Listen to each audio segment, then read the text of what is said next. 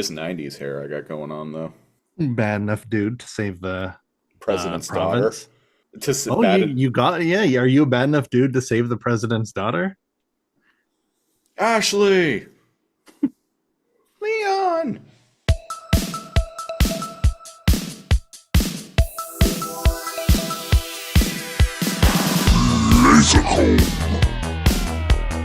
We are not going to panic.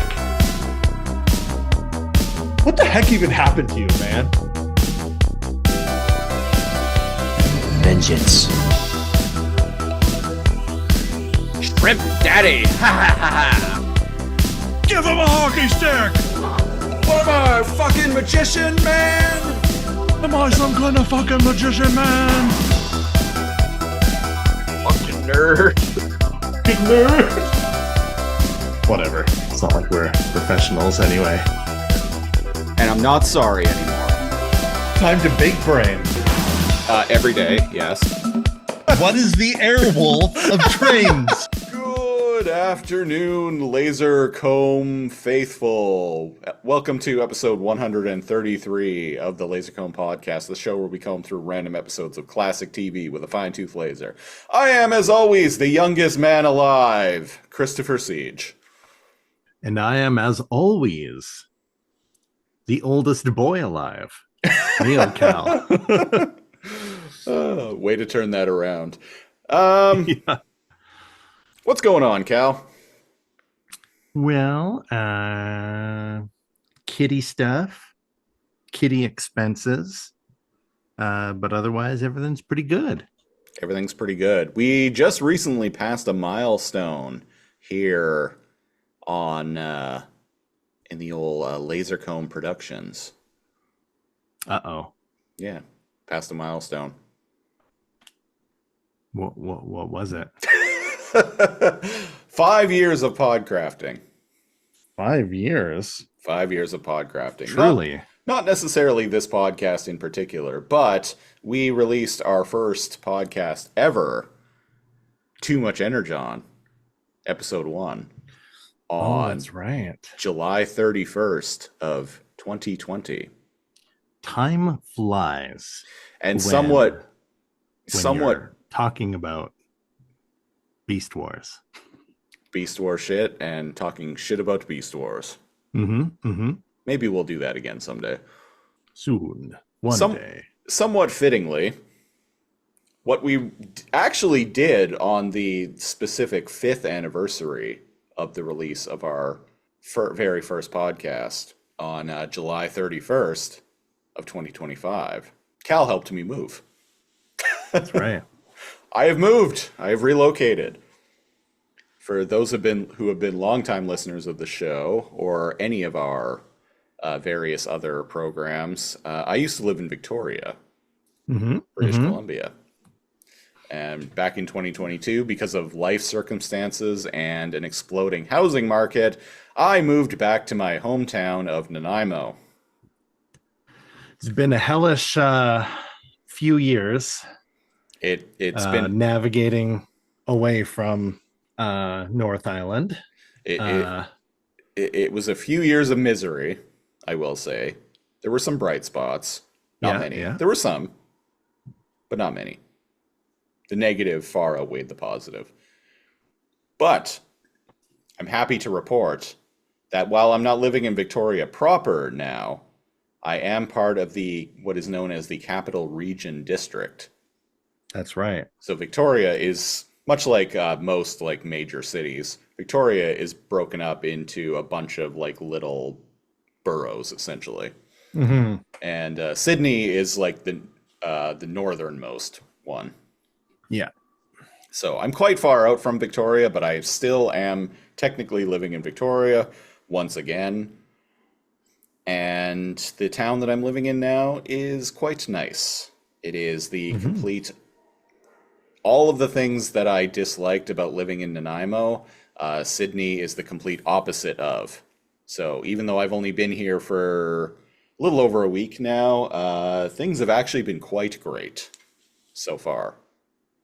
So what you're saying is it's only taken you a week to determine that place is better. Yes.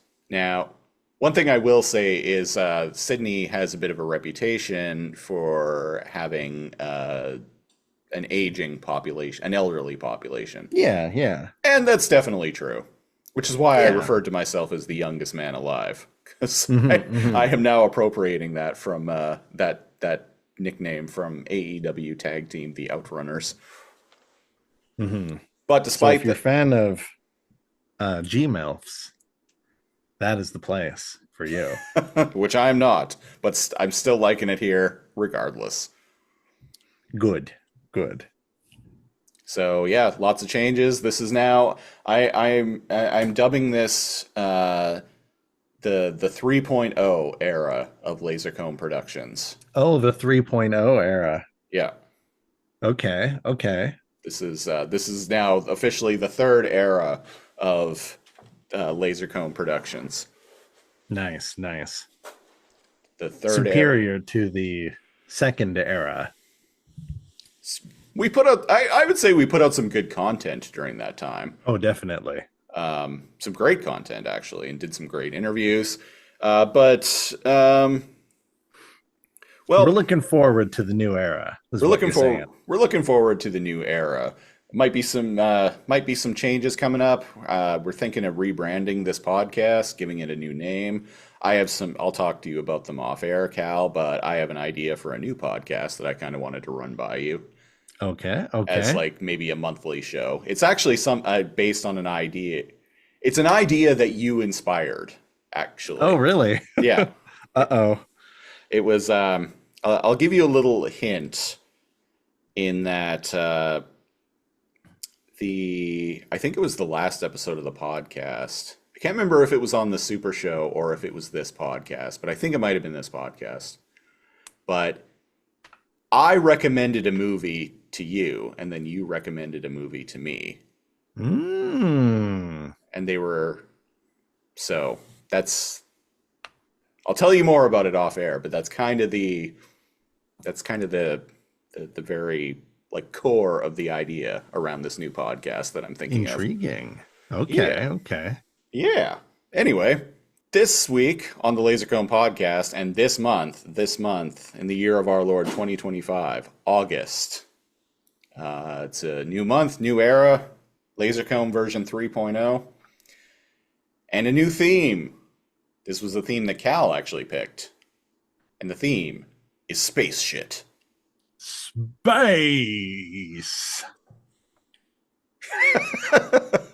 It's space.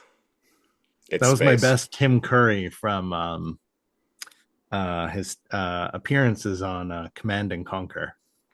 Red Alert. Didn't he also voice the bad guy in that Superhuman Sentai or Superhuman Samurai Cyber Squad?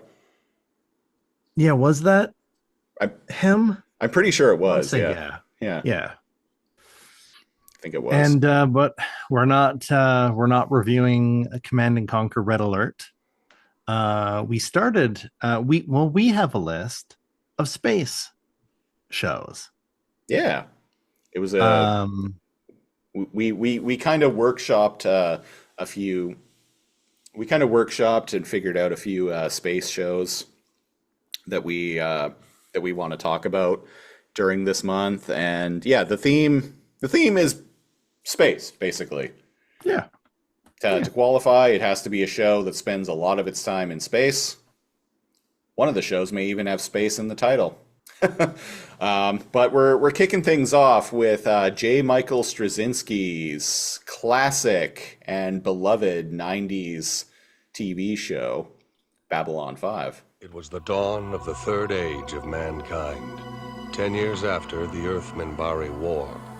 The Babylon Project was a dream given form. Its goal, to prevent another war by creating a place where humans and aliens could work out their differences peacefully. It's a port of call, home away from home for diplomats, hustlers, entrepreneurs, and wanderers. Humans and aliens wrapped in 2,500,000 tons of spinning metal, all alone in the night. It can be a dangerous place, but it's our last best hope for peace. This is the story of the last of the Babylon stations. The year is 2258. The name of the place is Babylon 5.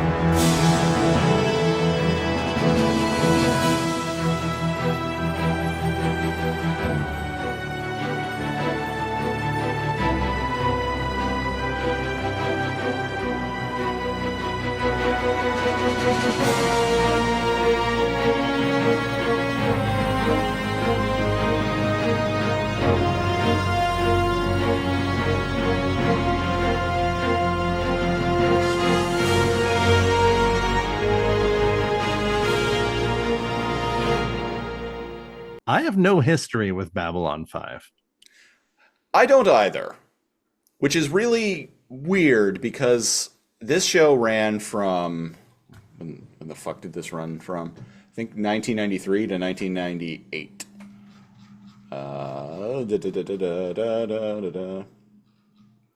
Yes, it ran from 1993 to 1998, and there were some direct-to-video movies in the 2000s, and there was an animated movie that was direct-to-streaming that came out in 2023. So Babylon 5 as a franchise has not died. It's Damn. not. I know it's impressive. The direct-to-video movies lasted all the way until 2007, and then the animated movie just came out in 2023. So this franchise has legs. It's quite beloved. It has a pretty dedicated fan base.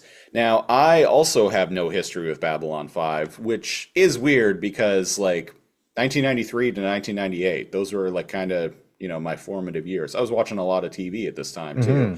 And I, much like Cal, also loved space. And yet, Yet just I- kind of missed this one, either because maybe I was a kid and I was like, this looks boring, or I'm not getting that instant gratification of shots of a spaceship and stuff that the higher budget, like TNG, like had going on, right? Yeah. Because it does feel different, and maybe I missed out, or at least the episode that we covered, which did we roll? We random number generated. We landed on episode 17, Legacies, which originally aired on July 20th of 1994 and was written by DC Fontana, legendary Star Trek writer herself. Even And I wrote an think- episode of Reboot. That's right. A beloved episode of Reboot. You know what's funny? Surely. You know what's funny is that episode is actually quite well liked from what I've seen Oh, online. Really? Even though we didn't like it. things can't just be a reference for me to like it. That's right. That's why But you also, love What's love that? Family Guy. That's why I love Family Guy. It's my favorite show. Watched every episode of it. And you love all of those spoof films from the 2000s, like Epic Movie and Superhero Movie. It's because you love And Meet Just- the Spartans, especially. Yeah. just things that are just purely references. The member berries. I don't want to watch it unless it has member berries ripe off the vine. Like a little piggy. I can just be like, oh boy, give me the nostalgia. Oink, oink.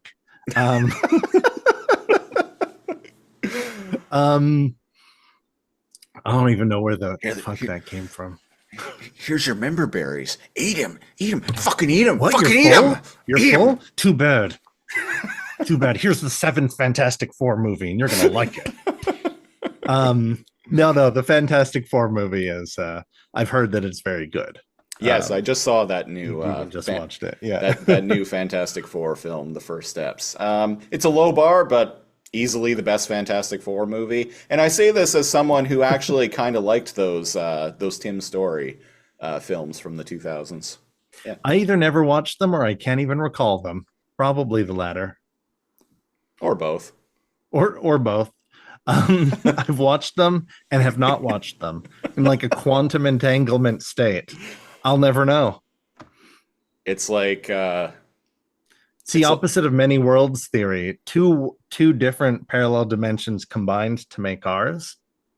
And in one, I did not watch those Fantastic Four film. And in another, I did.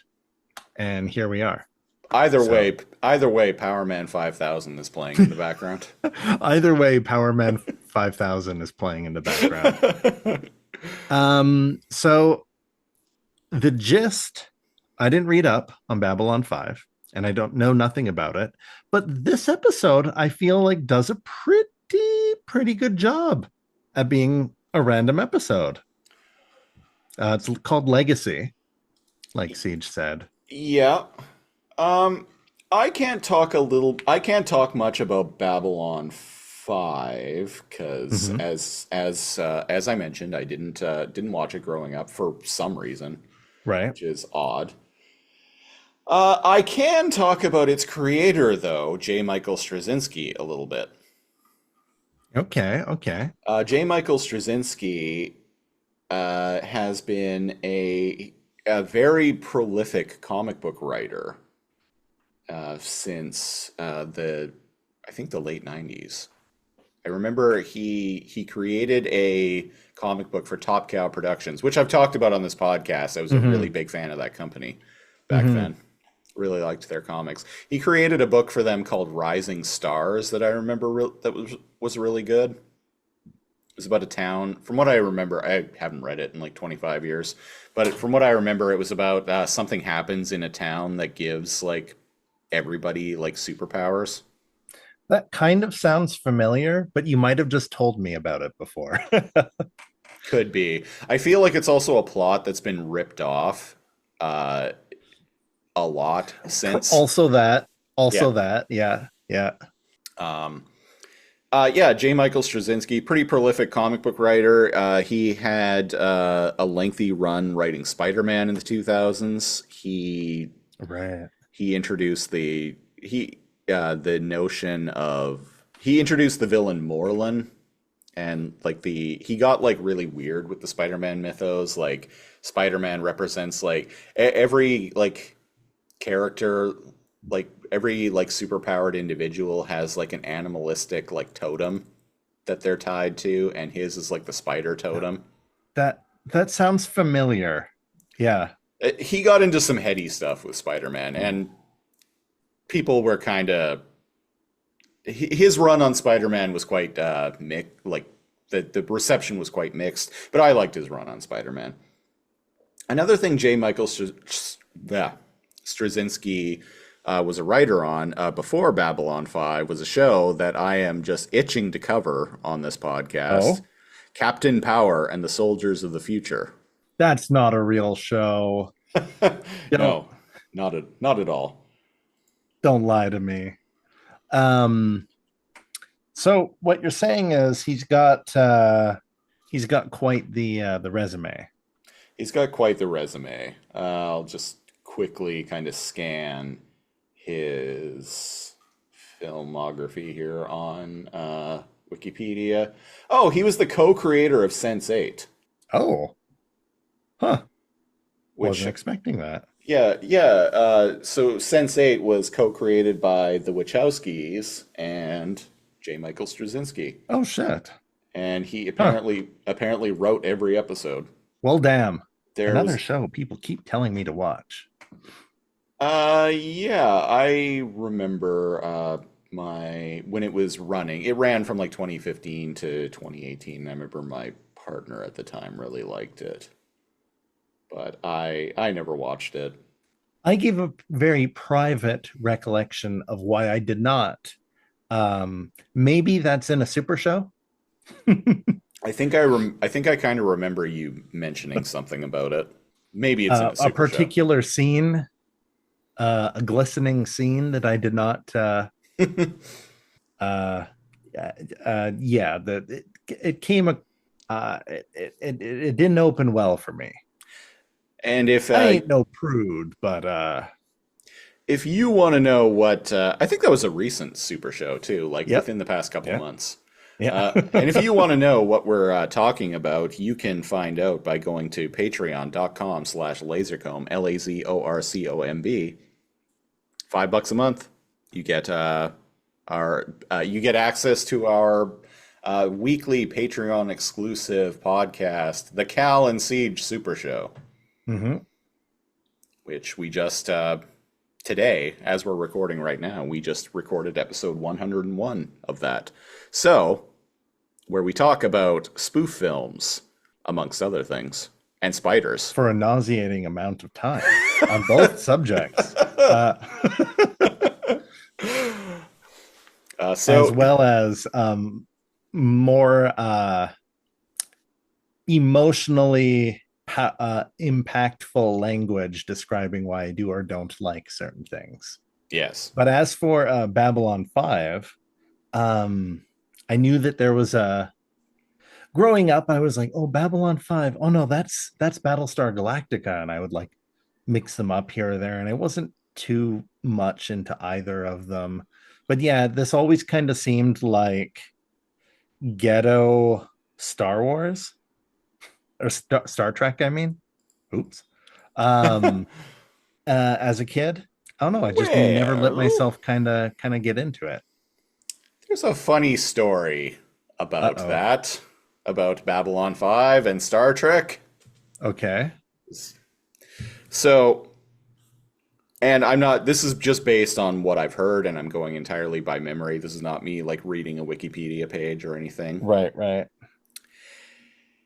In the late 80s or early 90s, J. Michael Straczynski apparently met with Paramount Television and pitched them a show about a space station that was being ran by humans, but was essentially a like intergalactic hub for a bunch of different races, and it can kind of serve as like a neutral territory for a bunch of disparate races all over the galaxy to like come and stay and travel and trade and interact. But it would be controlled and what have you. But it would be controlled by a human like military force. And Paramount Television was like, nope, not interested. And then, wouldn't you know it, Star Trek Deep Space Nine comes out on January 3rd, 1993. Son of a bitch. And J. Michael Straczynski was like, son of a bitch. That's kind of sus. And, well, his show, Babylon 5, that he had originally pitched them, was picked up by someone else. And just over a year exactly, on January 26th of 1994, Babylon 5 premiered. Kind of sus. Yeah. Now, J. Michael Straczynski never took legal action over it because he was kind of just like, oh, well, they took my idea, but they made a good show out of it. And indeed, there wasn't a ton of bad blood on that front, because there were a bunch of people, not only behind the scenes, like writers, like Deep Space Nine and Babylon 5 had a bunch of writers and directors who worked on both shows. Yeah. Some of the cast, even like some cast members from Babylon 5 guest starred on Deep Space Nine. Some Deep Space Nine actors guest starred on Babylon 5. So, like, everybody was kind of everybody knew what had happened, but, like, everyone was kind of a good sport about it. Yeah, there's, it feels like there was a lot of freelance stuff in the 90s, much more so than, like, in the 2000s or 10s. We've even talked to certain writers and composers who've talked about the golden days of being freelance artists in that field. Yeah, back then on television, it was really common, and that was the norm for decades, honestly. That only really changed in the past, like, 20 or so years with peak TV is kind of what changed it. Shows like The Sopranos, well, The Sopranos is what really kicked it off. But shows like The Sopranos, The Shield, Breaking Bad, et cetera, where before, basically you would have a creator and you would have a showrunner on a show, but scripts were basically they would just get writers for hire to write scripts for the show. Sometimes they would even buy scripts off of fans. Star Trek was really was known for doing that a lot, especially cool. especially on Next Generation, and I think they did it on Voyager to a lesser extent. But yeah, sometimes they would just buy scripts off of fans. But anyway, back then it was really common for freelance, like you said, freelance, like work for hire, like writing, directing, on TV shows. And then when with the advent, as I mentioned, of peak TV with like shows like The Sopranos, that became less common, and suddenly like networks would hire like a staff of writers, and they stay on the end. And for the most part, it stays on for the entire time, and it's a staff of writers rather than an individual pitching a script or a screenplay or a plot and then working on it as needed. A team of writers.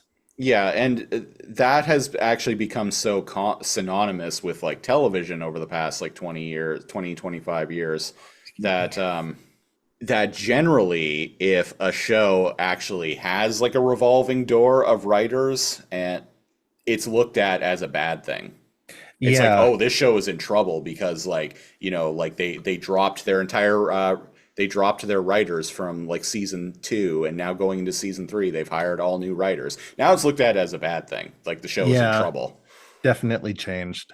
And we've talked about that here or there, and our experiences with it. But that's what I was referencing. And we have certain interviews with certain people who it seems like they think fondly back.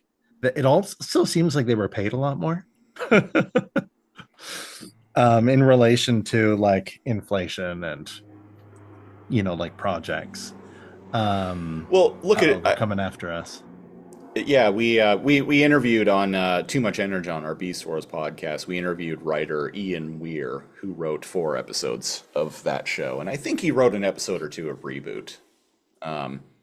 If I recall, he was doing the freelance like writing thing that was common at the time. But I mean, think about it though. It's like you can spend like a week or even a weekend like writing a script for a TV show and get paid X number of dollars. Or you can spend 9 months of the year getting a salary just working on one show. So, but which, is, I imagine is good. Like you have like a steady income there. But if you are a good enough freelance writer and your work is good enough and you have the connections, you're like a rock star, man. Imagine like how much money you're going to be making if you can, write scripts, work for hire for like 5, 6, 7, 10 shows like a month. Yeah, and his episodes in particular are known for being some of the better ones on that show, Beast Wars, including my favorite episode of the entire series. And I just imagine the rock stars of the writing TV world. Just you just take a hit of coke and you're just like, all right, so what do we got? We got robots that transform into animals, or are the animals that transform into robots? You know what? Doesn't fucking matter. Let's go. Code of hero. All right, so this speech would be like cool, and it's like, holy shit, this is better than anything we have. And we had a whole episode based on a rhino farting on people.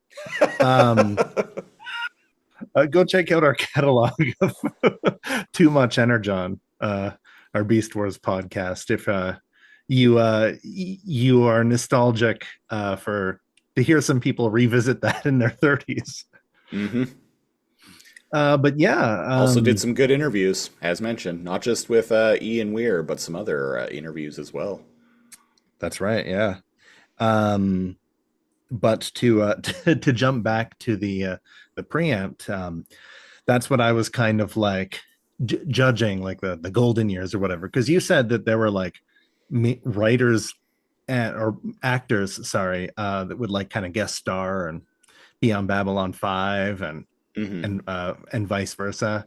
So it kind of seemed like things were more chill, right? Like, and they kind of just like, you know, went season to season and did like whatever they had to do, for better or worse. Like, you look at complete series with like one team of writers, and maybe a writer here or there goes, but for the most part it's a team, like Breaking Bad, and it's like really fucking solid and like world renowned and like exceptionally good. But there, I don't know, there's something to be said about the 90s and their sci-fi freelance writers coming in and being like, okay, I got a crazy idea. What if it's this? And like some of them not even didn't even like know what they're like writing for before they kind of get like the up and up. Like I remember, again, not trying to like pat ourselves on the back, but it was like real amusing asking like, okay, like what's your introduction? One of your questions was like, what's your introduction to Beast Wars? And he's like, I don't know, man. I showed up and then they were like, hey, this is an animated show about robot animals. And then they gave him like the breakdown of it, right? I feel like maybe you can have more fun by having like freelance like writers and being episodic, maybe. And I felt that in this episode, and I feel that a lot with like 90s Trek. I feel like, and this is true with me as well, there was definitely a shift that happened during the time that I mentioned, the aforementioned peak TV era that was kicked off in like the late 90s to early 2000s, where shows became less episodic and more serialized, had more consistent writing teams, et cetera, et cetera. There was a shift in audience habits where people, myself included, tended to prefer those more serialized shows over episodic television. 13 to 20 hours of just essentially one long movie that you don't even watch every week. You wait a year until the DVD comes out and you watch the whole thing in a weekend. One disc at a time, renting it from Blockbuster. And maybe they have discs 1, 2, 4, and 5. Yeah. You want to, and 3 will never come back. Yeah. The case is going to stay there forever. That empty case will stay there. But that person's never bringing that back. that disc is never coming back. And that's a good point. And because things moved to bingeable media formats before even streaming. Yep. Yeah, it was the advent. It was DVD that really led to the habits of binging. People like to attribute it to streaming. We were binging shit on DVDs back in the 2000s, long before streaming was around. Yeah, like I binged like Firefly's DVD like collection. Yeah, it was just a lot more expensive, and you had to do some hunting. Yeah, God forbid if you're trying to find anime. The big ones for me back then were The Shield and 24, definitely. Those were the ones that I was really like into binging on DVD. But something I've found that has happened with me, and I feel like the conversation online, or at least on Reddit anyway, is kind of shifting back toward this as well. I feel like audiences' habits are circling back to more of a preference for episodic standalone TV.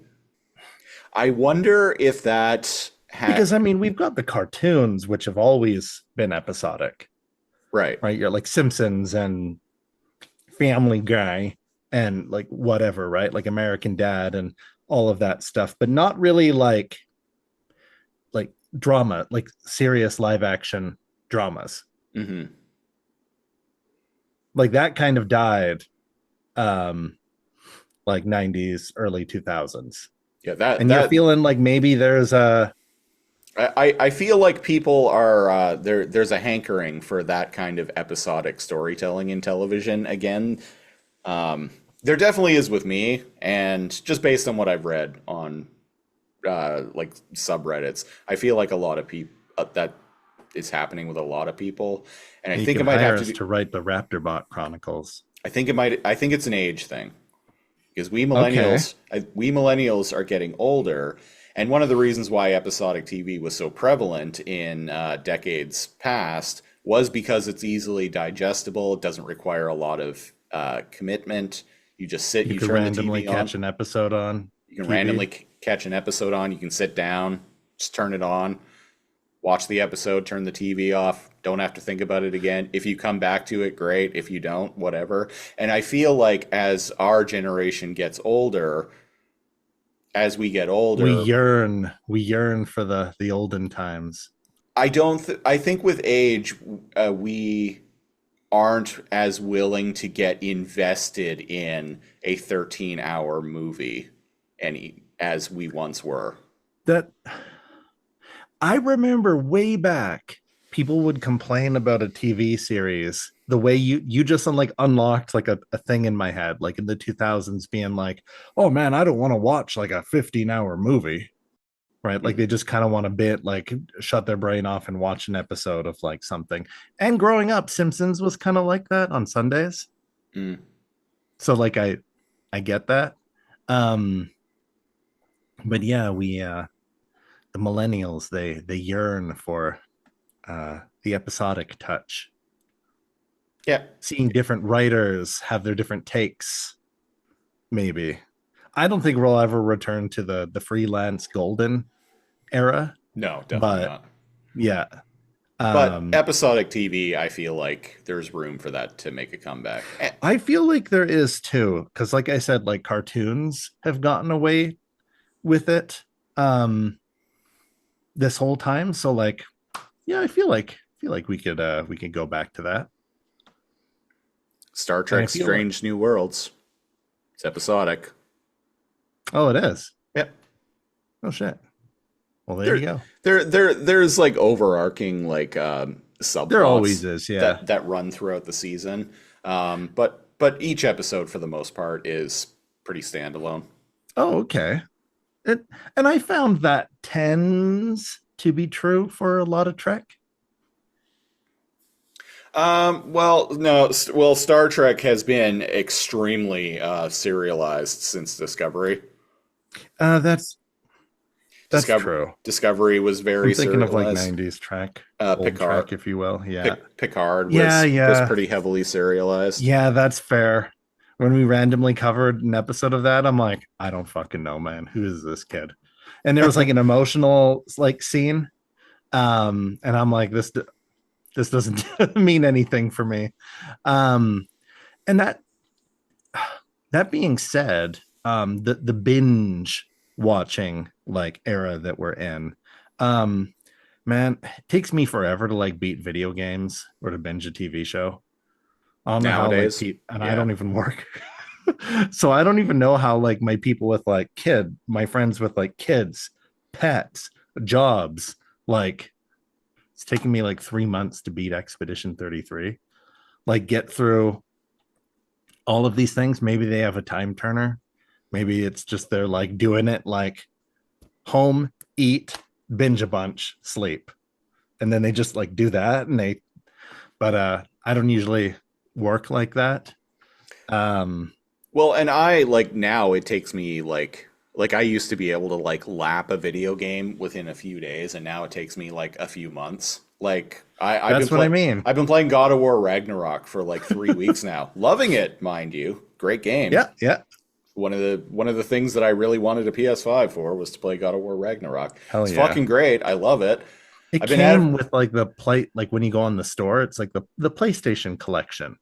No, the PlayStation Collection isn't a thing anymore. They got rid of that. Oh, that was just like for the first year or so. That they got rid of that in 2022, I think. Okay, yeah, because I had like a bunch of like free games that I But downloaded. if you subscribe to like PlayStation Plus, like Ultimate or whatever it is, they're like $25. $25. Oh, a month you just plan. have access to a collection. Yeah. Yeah. That's one of the games that's in there, so that's how I've been playing it. But anyway, I've been at it for like 3 weeks now. I can't go through video games like I used to. And That's what I'm meaning. Yeah. and that Been paying for Game Pass for 3 months, playing one game. and that relates to like my point about like the yearn for episodic TV to make a comeback. Is I feel like as we get older, we're not as invested in things as we used to be when we were younger. So for me, watching something like Strange New Worlds is kind of exciting because I'm like, oh yeah, episodic TV. I can just watch one episode and then come back to the show in like 3 months if I want to. Yeah. I'm repeating myself, but yeah, as we get older, we're just not as invested in things as we used to be. You're goddamn right. So that's why it's fun to that's why we have a word of our from our sponsor, Siege Investing. If you don't want to worry about your investment into something. Well, we're gonna talk about Babylon 5 real quick here, but before then, how dare, we're gonna take a quick break. We'll be back.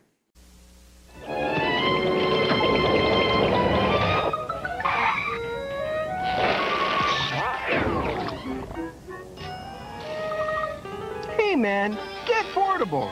Get a Game Gear Supersonic Sports Pack. A color portable Game Gear carrying case and 2 hit games. Sonic 2 and World Series Baseball. Wow! You could save $70. The Game Gear Supersonic Sports Pack. You know who makes it. Coffee? Tea? Hope you enjoyed that little blast from the past commercial that I inserted in there. It certainly was a blast from the past, whatever it was. It may have involved Mac Tonight, or even a man fighting a grizzly bear. A man, wow, a man fighting a grizzly bear. Some sort of Bon Marché jingle that is still memorable in our heads today, even though it's been like 35 years. So during our last programming block, Elbows Up, where we talked about shows set in Canada, I was inserting Canadian like heritage minutes and like Canadian, very like Canadian like hell yeah TV stuff. So as an experiment for a little while, I'm going to, on this show, do little breaks where I'm going to be inserting like old adverts and commercials from the era of the show that we're watching. Can't wait to see Gushers commercials. This is something I'm doing as an experiment. So listeners, let me know in the comments on the YouTube, the comment section of the YouTube video, or reach out to us on Discord. Let us know what you think about it. Because if you guys hate it, then I'll probably still I want to know why there aren't more Dare commercials. And the very successful and not at all questionable Dare program. Yeah, or Mad. Oh God, yeah, Mad. With 2 Ds, double Ds, these moms. These moms and their double Ds. These moms and their double Ds. How is that not a joke when we went to school? I don't know. Now that I think was about that it. Canadian? Was it American too? No, I think Mad's international, I think. Okay. Comment below if you remember Mad. Mothers against Mad. If you're mad for those moms with the double D's. So Babylon 5 Legacies. So gist of this episode is what I've understood about the plot of Babylon 5 is there was a war. Basically, it's Star Trek Deep Space Nine. But there was a war between humanity and this other race whose name I can't remember because I watched this episode like 2 days ago. Yeah. And this war ended about a decade earlier, and there's been kind of this tenuous peace between Earth and this race. And it kind of started from a misunderstanding. Maybe I'm wrong. Like, I'm not sure. They view it as like because at the beginning of this episode, they I'm just going to call them the aliens. I watched this even farther back, like 4 days ago.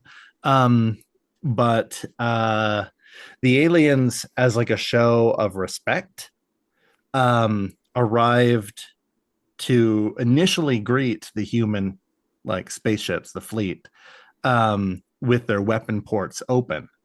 And No, that's like, no, they did that as a show because they're carrying the body of this like dead like military general. as a And sign of respect and to so they the have their general. and so it's a thing that they do when they transport the bodies of like respected military people. They have their Yeah. weapons out. Yeah. And maybe I'm wrong. Like people that know, which is everybody that's watching this that knows more about me. But I thought that's how the initial conflict also happened. Oh, could be. Is that as a sign of respect, like, oh, we take you seriously in your fleets, they approached with their like weapon ports like open, and the like human admirals were like, okay, like they're not like responding to like that they're kind of aggressive and like military minded. Yeah. And now in Legacies, the episode that we're covering, they have like two branches of their civilization. They have like the religious branch and like the military branch. It Never also the seems twain like shall meet. no, oh, never. Um, and it seems like one of them is kind of like an advisor or like a diplomat or something She's an on ambassador. They an ambassador. Yeah. yeah, they call her ambassador in the episode. Yeah. Yeah. I was just struggling with the word there. So yeah, so there's this war that went on like a decade earlier, tenuous peace between humans and the aliens. This military leader guy has died, and a ship has shown up. There's supposed to be like some festival or like some like ceremony that's going on. Yeah. Like some like peace ceremony that's going on. And the ship shows carrying this dead general shows up with its weapons out, and Babylon 5 are like, lower your weapons.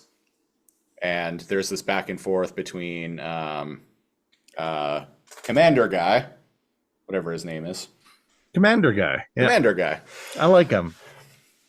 There's this very heated exchange between Commander Guy and Commander Alien, who Commander Alien is kind of being a jerk about everything, and Commander Guy is throwing it back at him. And he's like, well, you're going to need to lower your weapons. He's like, I will do no such thing. I take orders from no human. I will take orders from no man. And he's like, well, we're going to have to open fire on you then. And then Look out. And then Here it goes. Oh, there's the button for the. Oh, look out. Oh, what? Don't make me. Here it goes. Okay, this time for real. Here comes the button. I'm going to give you to the count of three. One, two, 2.5, 2 3/4, 2 7/8. And then the ambassador lady comes Ambassador in. lady shows up, and she's like, whoa, whoa, whoa, whoa, whoa. What's going on here? Stand down. And he's like, but I'm about to push button. And she's like, smacks his hand and is like, no. And then she explains, it's almost like the pressing the button meme with the guy like sweating.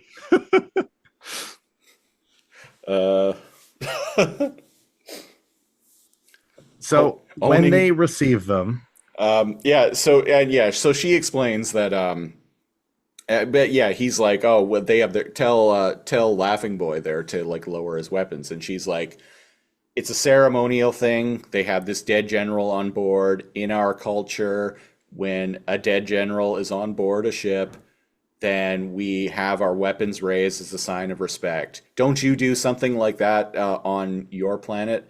And he's like, well, now that you think about it, we have like the 21 gun salute or whatever. And she's like, exactly. If you scan our ship, you'll see that the weapons are not armed or targeted at anything. And sure enough, their person on a console is like, she's right. Yeah. And he's like, well, okay then. And he's like, well, why are you guys showing up here with the body of a dead general when we have when we have Mardi Gras going on? When we've got Space Mardi Gras going on. Yeah. And she's like, well, we did it specifically to honor Space Mardi Gras because it's having this ceremony is a big thing in our culture, and we thought it would be a nice like show of respect. A nice like peaceful gesture. Hilarious how nobody checked in. They just like showed up being like, surprise. So he's like, fine. And she's like, Commander guy, I'd really like it if you could be there at the ceremony. And he's like grinning his teeth. He's like, fine. I'd love to. He's got a JD Vance type with him behind Siege's stage right. There's a security guy. Yeah. He's kind of funny. He seems like he's an interesting guy. And the other, there's a subplot. Also going on in the episode is a teenage girl is caught trying to shoplift. Yeah. Teenage. I don't know. She's supposed to be, I think, 13 or 14, and I don't know. She looks about like. Looks 20 at least. Okay, I'm looking this up because I thought she looked younger. She didn't look like 13, but I thought she looked like she was like maybe 16 or 17. Well, by the way, her acting is so bad. It took me by the way, everyone else, great. Boy, is she bad. It certainly is. She's only in this episode. It certainly is, and it's so bad. In fact, it actually, my attention may have wandered during at any point during that subplot. It's really bad, folks. I understand she's just here this episode, but like, it's distractingly bad how bad her dialogue is. So there are psychics in this world. We find out this teenage thief has latent psychic powers because she's knocked unconscious when their like psychic specialist like lady comes across the thief scene. And they bring her to med bay. Well, what happens is she is trying to like shoplift off of what is essentially the promenade from Deep Space Nine. And when she's confronted by security, her psychic power kicks in. And knocks her unconscious. Yeah, I think they called it a mind wave or something. Right. She has a mind wave that happens because of like the stress of the situation, and it unlocks her like latent like psychic abilities. And then the rest of it jumping around, but before she's directly involved with the main plot, it jumps around with her not only not getting in trouble, but different organizations from the different races, like the different species in the galaxy show different interest in her. Mm-hmm. Like the Earth core is very like authoritarian, it seems like, right? Like she would have to join the psychic group. Otherwise they like chemically like neuter your psychic powers for life. Yeah, which we find out later in the episode is a reason why cop lady, sexy cop lady, and why she's opposed to all of this. So there's kind of a, hey, you should join this, and hey, you need to know all of your options, as these two mentors struggle to talk to this girl. And then there's even an alien faction interested in her, a couple alien factions. And one of them is that like tall, scary looking, like reptilian lady. Yeah. And they offer her the most like money and accommodations and everything. And she's like, holy shit, I'm going to be like rich if I go there, because there are no psychics of her race. So they like want to biologically test her. Mm-hmm. Right. Like to try to like make hybrids or something so that they can have their own psychics. Which she's warned about. It's like, yes, you'll be there, but there will be no aliens. Their cult or no humans. Their culture is like way different. Like just get all the information you can before you make a decision. And then there is the psychics. Let's see here. What are the aliens called? I can't find any information about the girl who played Oh well, Psychic Girl in this shit. Oh, because she only had a couple we'll of never other. know. She only had a couple of There other we parts. go. The Minbari, they have like counseling roles. They're kind of like religious. They go around and they help people. And it's like, well, how do I get money, or how do I do this? And it's kind of like, oh, well, like, like people like repay it or whatever. So I'm not really sure how their society economically works, but doesn't and Narn of like that one race that's like, oh, come and you'll be like lavished in gold and like jewels and lovers and wealth. And the humans, it's like, you're going to be told like what to do, where to go, how to spy. And the gist of what I got from what Ambassador was telling Psychic Girl about their psychic like prophets or whatever.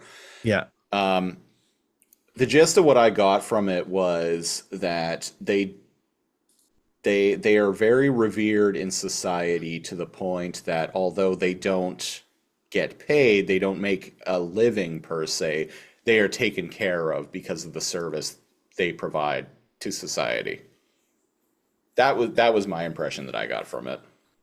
And so with the advice from the Minbari advisor and thinking about it, she ends up being like, you know what, I'm going to go to like the Minbari homeworld, because that'll also help like Minbari and human like relations. We've like raced through this entire subplot. Because it's not relevant until it then conjoins with the main plot. So to the main plot, I do have some things to say about this subplot that kind of annoyed me. Oh, okay. Oh, what was that? So, yeah. So, like, Blondie, who's part of, like, the Psychic Cop, the Psy-Corps, or whatever. Yeah, Psy-Corps. The Yeah, Psy-Corps. let's call it that. The Psy-Corps is, like, really wants to take this Psychic Girl away, and she's like, oh, you'll get all this training, you're going to be taken care of, like, it's going to be badass. And you'll be a salary woman. Yeah. And Commander Lady is like, no, I won't let you take her. I'm going to like, and Psy-Corps Lady is like, well, you can't stop me. And she's like, oh, yes, I can keep her under custody. She's a thief. She's a criminal. And she gets permission from Commander Guy to do this. Right. And she has like a personal stake in this case. And she mentions to Commander Guy that she's like, well, because of what happened to my mother. Later on, we find out like her big issue with all of this is because like her mother found out that her mother was a psychic.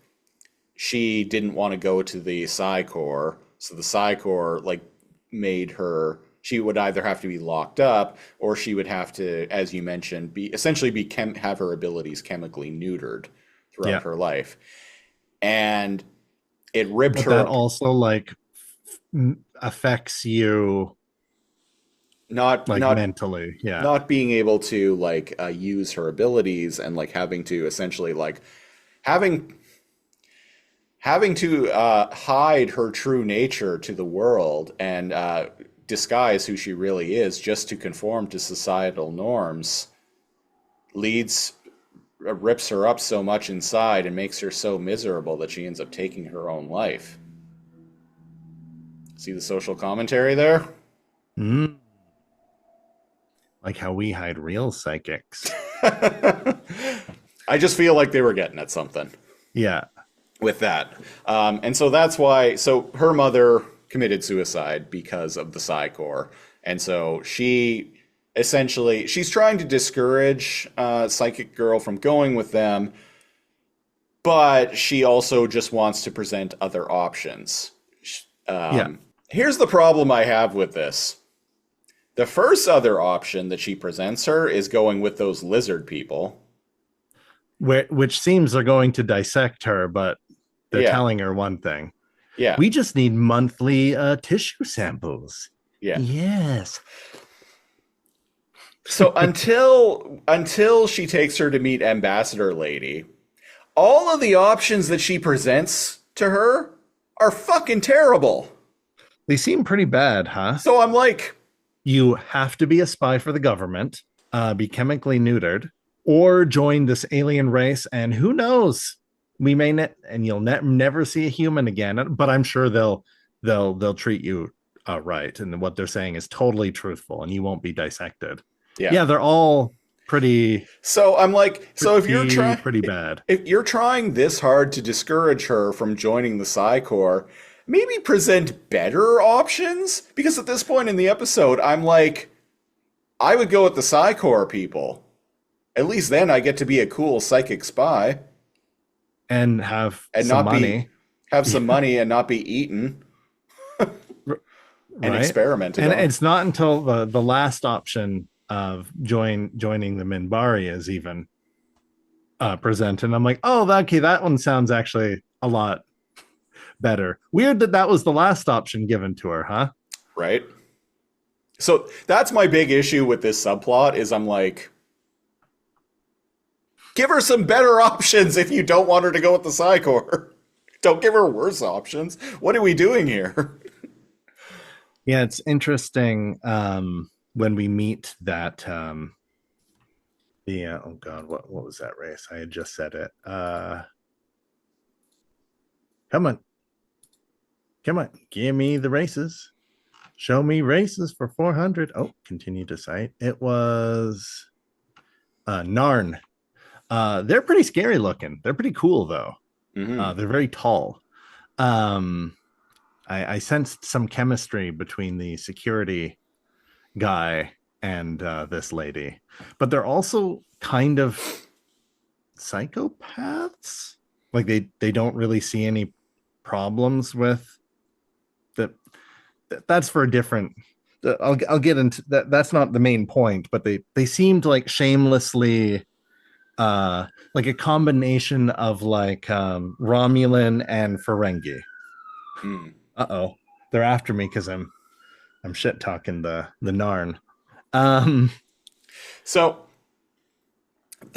what goes on in this episode is after Commander Guy like begrudgingly agrees to like speak at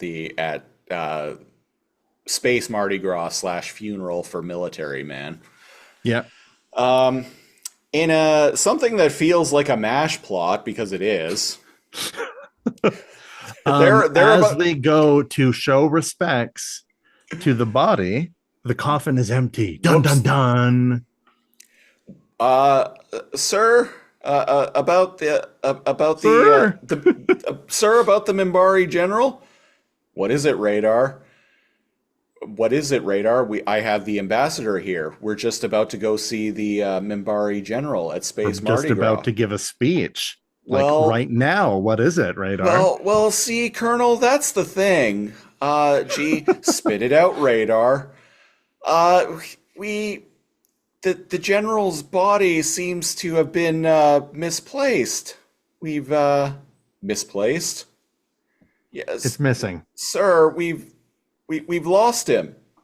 Radar, we've lost the General. This is literally an episode of MASH. This is literally the plot of an episode of MASH. So they somehow misplace the body. We find out later what happens to it. They lose the body to Minbari general guy. But exactly, so they lose the body. The general who was bringing the body, right? Like the military police, they're starting to throw up a stink because they're like, hey, this happened on your station. You need to stop a diplomatic incident. And it's like, hey, we're going to look into it like right now, and we're going to find out what happened. And then his patience is tested throughout it. I was sussy of him. Little did I know. And there's a lot of scenes where the head of security, that guy, in your background there, looks into it, and there's a race on the station of carrion eaters. The episode definitely sets which is weird because aren't humans carrion eaters too, just in different ways? The episode definitely sets up these, and indeed, Commander Guy and Ambassador Lady, if I recall correctly, talk about this. The episode sets the viewer up to be suspicious of Commander Alien Commander. Yeah. Because he, although was fiercely loyal to the general, it was this general's idea to surrender and make peace with humanity. Right. And he wasn't behind this. So we're kind of led to believe that he may have done this to cause enough of a stink in order to declare war on humanity again. So the episode is definitely throwing that red herring our way. That's not what it ends up being at all. A bunch of shit happens. A bunch of shit for him. A bunch of shit happens throughout the episode. Yeah, the carrion eaters you mentioned, they were one of the things that their stomachs are all pumped, every single member of their species, which sounds racist. And it's like, oh, well, wouldn't you know, they didn't eat any Minbari lately. We tested on every single one of their stomachs, and I'm like, so they don't have rights on this station, I guess, huh? Oh, a body's gone missing. It must be them. Seems kind of like racial profiling to me. And basically, they live in the dark, and they're scurrying around like homeless people, and they got squid faces. I kind of, I don't know. The image I had in my head of them, I think, was the Rachni, or not the Rachni, the Vorcha from Mass Effect. Is that who I'm thinking of? Oh, okay. These little guys. I remember them. The Vorcha. Is this who I'm thinking of? Yeah, this is who I'm thinking of. These are, when they were talking about the carrion eaters, it was these guys I was thinking of for some reason. Yeah, fair. I don't know. The goblins of Mass Effect. Yeah.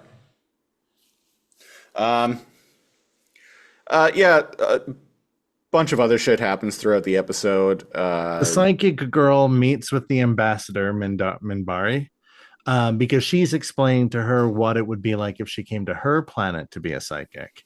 And then she's still controlling her powers because she explains it's immoral to read people's minds without their permission. Yeah. But it just happens kind of like if she's not purposefully trying to reel it in.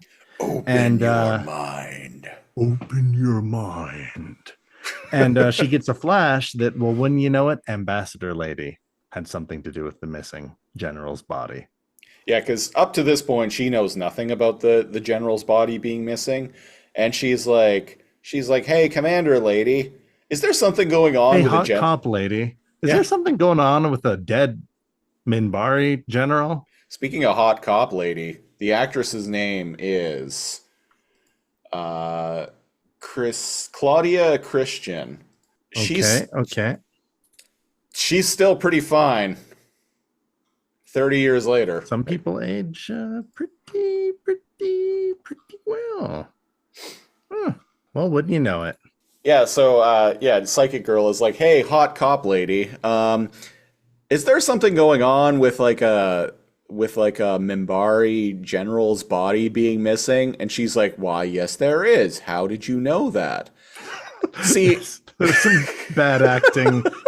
I don't blame the main cast. It's very difficult to take the scenes with this psychic girl seriously because it feels like a teenager reading lines in like a drama class. yeah, I can It's see why. particularly jarring. I can see why this girl didn't have much of an acting career after this. And they find out from Psychic Girl what she had seen from the ambassador. And when Ambassador Minbari lady is confronted, she's like, "You got me. Listen, this guy, he didn't want to be a general. He was from the religious sect of my race, and he wanted to be cremated and to not be celebrated as a general. So even though he brought about peace, a lot of the others from the military-like faction did not want peace, and they wanted to keep fighting. I'm doing what he wanted. So he's already cremated, and I've already sent his like See, look, here's ashes. Oh no, she has the urn. Oh no, you're right. Yeah, and she's all like, whoa, and then like trips, and there's like a dramatic scene where the ashes go all over, just as the Minbari like commander like comes in, and he's like, "I've had enough with." And then he like trips and falls forward and is like, "Whoa!" and like lands face first in the pile of ashes, and like laugh track plays, and like womp womp womp womp. He pulls his face up and goes, and a bunch of like dust comes out. Cut to commercial. That would have been more fun. And then they were like, "Well, I have some good news and bad news. The good news is we found the missing general. The bad news is looks like so did you." It's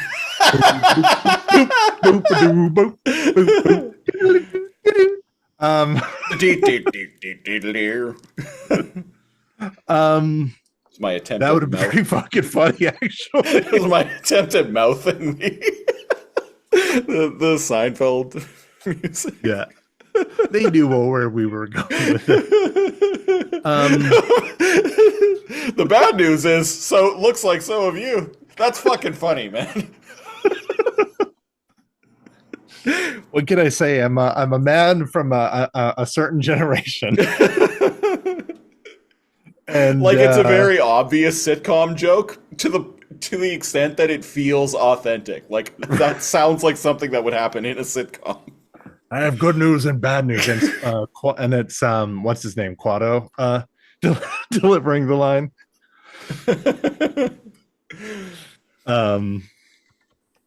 There's an epilogue scene with Commander Guy and Ambassador Lady that, admittedly, by this point, I was kind of already checked out of the episode because I'm like, the plot's over with. This is just them talking about, oh, we hope we can have continued peace. Oh, and enjoy. She convinces the general guy, like, hey, you have to go and apologize for getting like so crazy about it when it was actually me, and yeah, blah, blah, blah, and like smooth things over. Mm-hmm. And then she kind of goes over his head once she's busted. And she's like, I just wanted to like ship it out of here without anybody knowing and to like move on and like you, but no, you had to like keep pushing. But like she was worsening Minbari and human relations. Yeah, she could have created a like diplomatic incident. Literally a diplomatic incident if she hadn't been caught. Like, and she was maybe like, it's time to find a new ambassador for the and she the was station. like planting the seeds in Commander Guy's head, like, you know, this guy here, he was really loyal, but he didn't want to surrender. It would really be in his benefit to steal the body to start a war. Yeah, and it's just like, well, hang on, like, shouldn't you be arrested? Yeah. Nothing happens to her. No. Because she goes over his head and it's like, and if you don't do this, like, I'll see to the Grand Council that blah, blah, blah. Mm-hmm. So he kind of goes, okay, yeah. He was like part of it. You have him, fine. Let's just like move on. But like, lady, like, what? What are you Isn't doing? that the opposite of your job? Right? You're supposed to stimulate diplomatic relations, not Whatever the fuck you did. whatever shit you were pulling. And not only the fact that she did it, but like I said, the fact that she was kind of like stoking the flames that, oh, it might have been this other guy. Yeah. Maybe he wants to go to war. You want to go to war too, don't you? Well, not really. No. Are you going to be a bitch and let him like insult you like that? They respect strength. So how are you going to react? Huh? Yeah. You know what? My race has dicks. So does yours.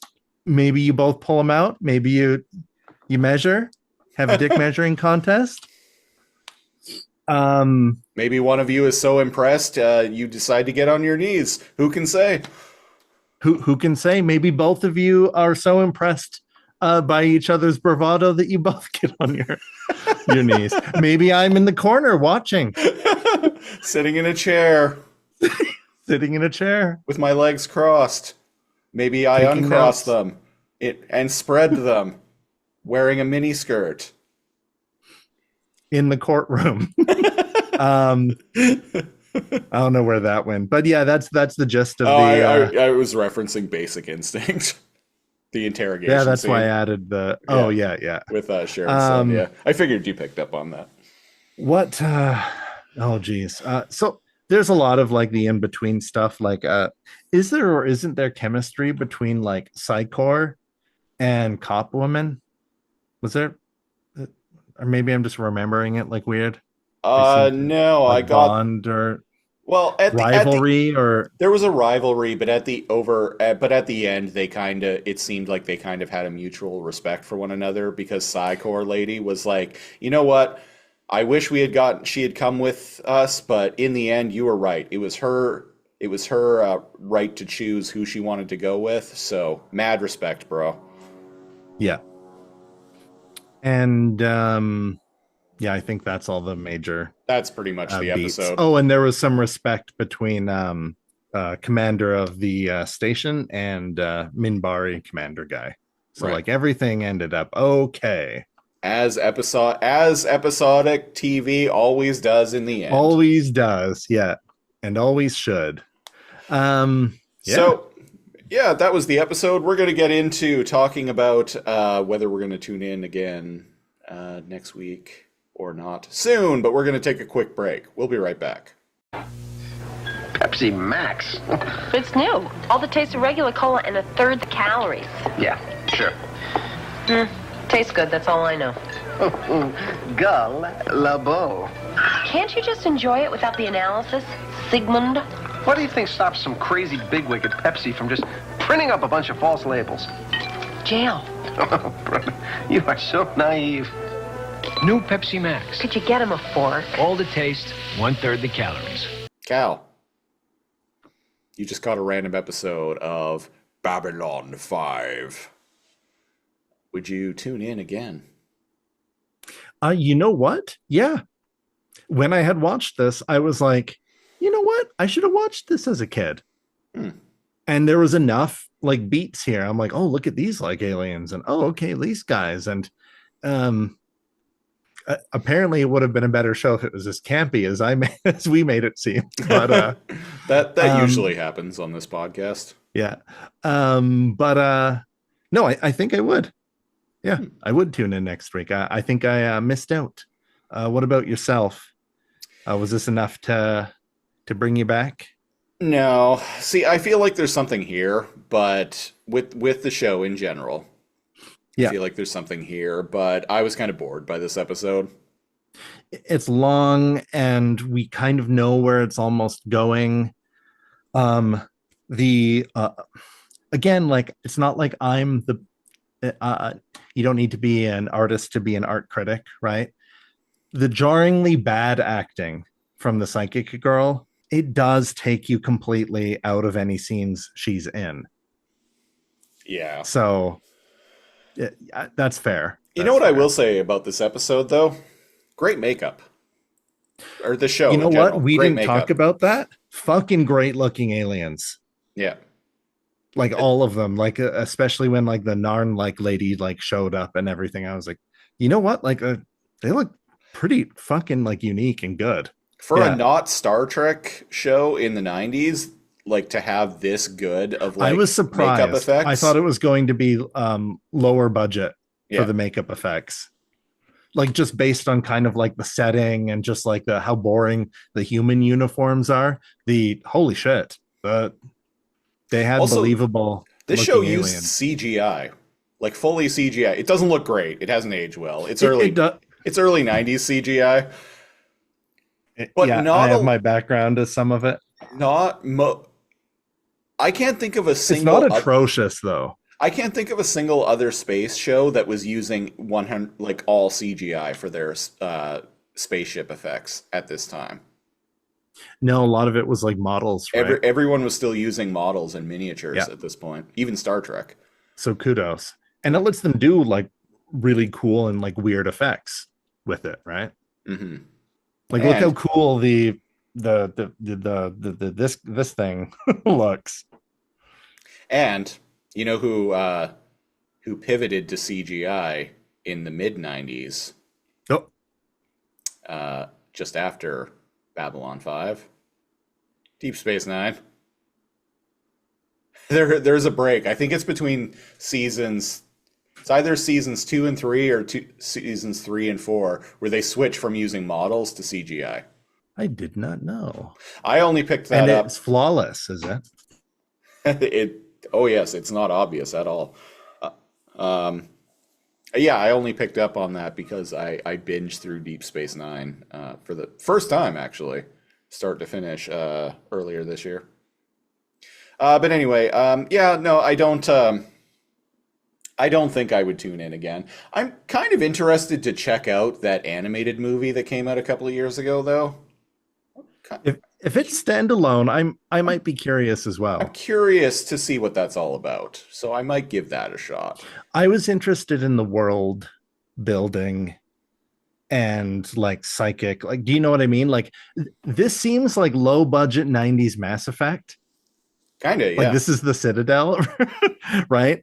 This feels more like Mass Effect than Deep Space Nine feels like Mass Effect. Deep Space Nine feels like Star Trek. But like this feels like something else. But that's probably also just because I had never watched any of it, right? Like, I could see. I've always with said it. that, and I could never put my finger on it, but I've always said that Mass Effect isn't inspired by Star Wars because I've heard some people say that. It's not. I don't think it is at all. No, Mass Effect. Mass Effect. I didn't know that. I've heard quite a few people over the years at like liken Mass Effect to Star Wars. It's like no, not at all. Wow, no way. No. And I had always said that Mass Effect is much more like Star Trek in its like view of like alien diplomacy and More than Star Wars, yeah. and the fact that it's like militaristic in nature. I think Mass Effect is actually inspired by Babylon 5 more than anything. Now that we've watched a single episode of it, yeah, it feels more Babylon 5. like even right down to the uniforms. Yeah. So, well, So there, we give it that one. we give it that one. That was episode 133 of the Lasercomb podcast. If you want to support the show, as I mentioned earlier, go to patreon.com/lasercomb, LAZORCOMB. Starting at the $5 tier, you get access to our weekly exclusive podcast, the Cal and Siege Super Show. At the $10 tier, you get to pick an episode, pick a show for us to review a random episode of on this very podcast, and the occasional commentary track. And if you want to get in on that, go to patreon.com/lasercomb. Join the Discord if you want to interact with us. Link in the description as always. We will be back. Oh, if you're watching this on YouTube, like the video, leave a comment, subscribe to the channel. We will be back next week with the next installment of Space Shit, which is a pick from me. This was a show that I remember watching back in the 90s and really liking and thinking it was really good. But I haven't seen it since, so who knows? But it is Space Above and Beyond. So to find out which episode of Space Above and Beyond we're going to watch, I'm going to hit screen share and share the screen like so. So Space Above and Beyond only lasted one season. Where are the episodes? One season of 24 episodes. So one random number between 1 and 24, and here we go. Where's it going to stop? Now we know. 17. Wow, we just did. Well, we just did 17. Doubles rule. We just did episode 17 of Babylon 5. Okay. So is that how it works? That's how it works now. What's wrong with 17? Unless we roll a worse. No, it's just, I don't know, the same episode number 2 weeks in a row. I think that should be. We watch episode 17 for every show during Space Jam month. I think that should be, doubles should be a new rule. But I'm re-rolling. 22. Right, we make the rules. 22. Oh, close to the end. Close to the end. Sugar Dirt. I'm not going to read that synopsis. I want to go in blind. All right, fair. We'll be back next week with that. And until then, I have been the youngest man alive, Christopher Siege. And I'm the oldest Minbari alive, NeoCal. Thanks for listening. We will space you next time.